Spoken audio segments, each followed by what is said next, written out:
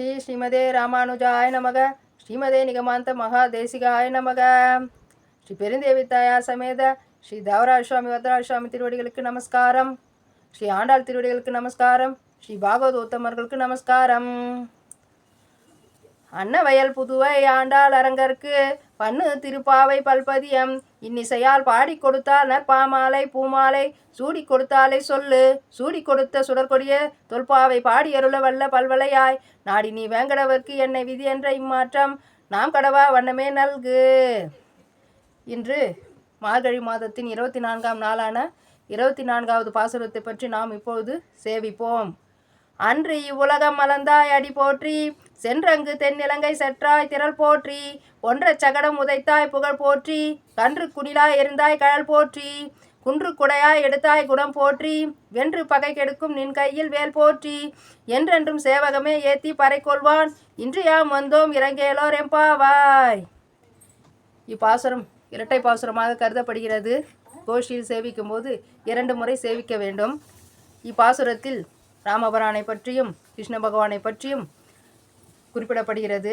அன்று இவ்வுலகம் அளந்தாய், ஏற்கனவே ஓங்கி உலகளந்த என்று 2 முறை ஆண்டாள் அவர்கள் திருவிக்கிரமனை பற்றி பாடியிருக்கிறார்கள்.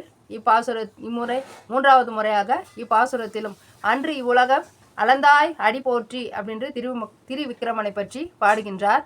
வாமனனாக அவதரித்து 3 அடி மண் கேட்டு வானலாக உயர்ந்த உலகளந்த பெருமாள் அடி போற்றி, அவளுடைய அடிக்கு போற்றுகிறோம் வாழ்த்துகிறோம் என்று போற்றுகிறார். அதாவது திருப்பாவையில் பல்லாண்டு என்று கூறுகிறார்கள். பெரியாழ்வார் பல்லாண்டு பாடினார். அதுபோல திருப்பாவையில் ஆண்டாள் பெருமாளுக்கு பல்லாண்டு பாடியதாக இப்பாசுரம் அமைந்துள்ளது.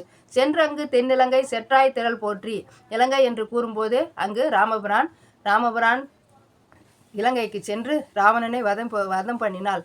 அத்தகைய திறமைக்கு போற்றி சென்று அங்கு தென்னிலங்கை செற்றால் திரள் போற்றி பொன்ற சகடம் உதைத்தாய் புகழ் போற்றி.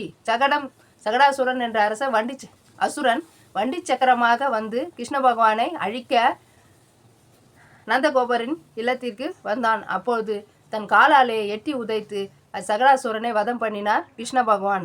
அந்த பொன்ற சகடம் உதைத்தாய் புகழ் போற்றி, அந்த சகடாசுரனை வதைத்த அந்த கால்களுக்கு அடியன் புகழ் போற்றி என்று ஆண்டாள் குறிப்பிடுகிறாள். கன்று குடிலாய் இருந்தாய் கழல் போற்றி, கன்றை போன்ற கன்றாக மாறி வந்த அசுரனை அழித்த கழல் போற்றி, அசுரனை அழித்த பகவானுக்கு போற்றி என்று கூறுகிறார். குன்று குடையாய் எடுத்தாய் குணம் போற்றி, குன்று குடை என்னும் போதே அவர் கோவர்த்தனகிரி மலையை குறிக்கிறது. இந்திரனுக்கு மக்கள் எல்லாரும் ஆயர்பாடியில் மக்கள் பூஜை பண்ணியிருந்தாங்க. பகவான் கோவர்த்தன மலைக்கு பூஜை பண்ணுங்கள் என்று கூறினால் அதில் இந்திரன் சீற்றம் கொண்டு பெரும் கல்மாரி மழையாக பொழிந்து மக்களை அழிக்க நினைத்தான். அப்பொழுது பகவான் தன் உள்ளங்கையில் கோவர்த்தன மலையை சுண்டு விரலால் பிடித்து கொண்டு 1 வாரம் 7 நாட்கள் மழை வெள்ளத்திலிருந்து மக்களை காத்தார். அவ்வாறு குன்று குடையாய் எடுத்தாய் குணம் போற்றி அப்படின்னு சொல்றாங்க. அந்த குணத்திற்கு போற்றி, மக்களை காக்க வேண்டும் என்ற குணத்திற்கு போற்றி. அது மட்டும் இல்லாமல் பகவான் மேல் கோபம் கொண்டு இந்திரன் மழை பொழிந்து அழிக்க நினைத்தான் கர்வத்தினால. ஆனால் பகவான் என்ன பண்ணாரு, அவனுடைய மகனான அர்ஜுனனுக்கு தேரோட்டியாக நான் இருந்து உன் மகனை காப்பான் என்று வரம் கொடுத்தார். அதனால அத்தகைய பகைவனுக்கும் பகவான் அருள் புரிவார். அவருடைய குணத்தை போற்ற வேண்டும். குன்று கொடையாய் எடுத்தாய் குணம் போற்றி வென்று பகை கெடுக்கும் நின் கையில் வேல் போற்றி.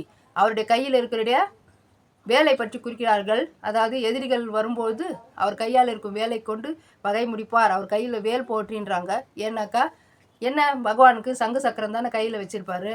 இங்கே என்ன வேல் போற்றி என்று சொல்கிறீங்கன்னு சொன்னீங்கன்னா, பகவான் கையில் எந்த ஆயுதத்தை எடுத்தாலும் அது சக்கராயுதத்தின் அம்சம்தான். அது மட்டும் இல்லை, கூர்வேல் கொடுந்தவிழன் நந்தகோபன் குமரன் என்று நந்தகோபான் கையில் வேல் வைத்து கொண்டு ஊரை ஆட்சி செய்தார் என்பது போல தந்தையிடம் இருக்கக்கூடிய ஆயுதம் மகனின் கையிலும் இருக்கலாம் என்பதையும் நாம் புரிந்து கொள்ள வேண்டும். அது மட்டும் இல்லாமல் பரசுராம அவதாரத்தில் அவர் கையில் இருக்கின்ற ஆயுதம் சக்கராயுதத்தின் அம்சம், ராமர் கையில் இருக்கிற வில் சக்கராயுத அம்சம். அதுபோல எந்த ஆயுதத்தை அவர் எடுத்தாலும் சக்கராயுதத்தின் அம்சமாகவே இருக்கிறார். அது மட்டும் இல்லாமல் அஷ்டபுஜ பெருமாள் 8 கைகளுடன் 8 ஆயுதங்களுடன் அவதரித்தார். அதனால் அதில் வேலும் ஒரு ஆயுதமாக கருதப்படுகிறது. இப்படி அவர் கையில் அது மட்டும் இல்லாமல் சக்கரத்தாழ்வார் சந்நிதியில் சென்று பார்த்தீங்கன்னா அவர் கையில் ஒரு ஆயுதம் வேலாக இருக்கும். அதனால வென்று பகை கெடுக்கும் நின் கையில் வேல் போற்றி என்று பகவானுக்கு போற்றி சொல்கிறாள் ஆண்டாள்.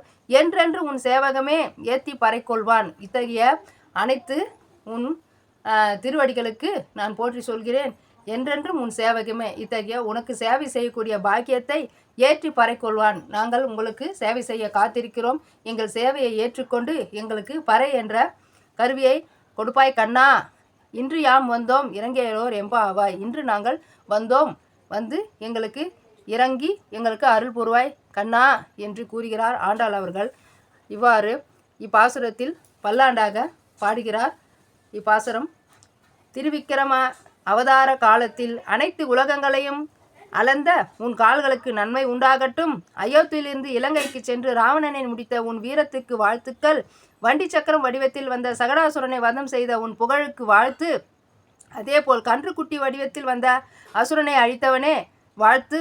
இவையெல்லாம் உன் பெருமைகள் அல்ல, அவையெல்லாம் உன் கையில் இருக்கும் வேல், அதனையே சேரும். இன்று நாங்கள் உன்னிடம் பறை என்ற வாத்தியத்தை பெறுவதற்கு வந்தோம், எங்களுக்கு கொடுத்தருள வேண்டும் என்று வேண்டி இப்பாசுரத்தை நிறைவு செய்கிறார் ஆண்டாள் அவர்கள்.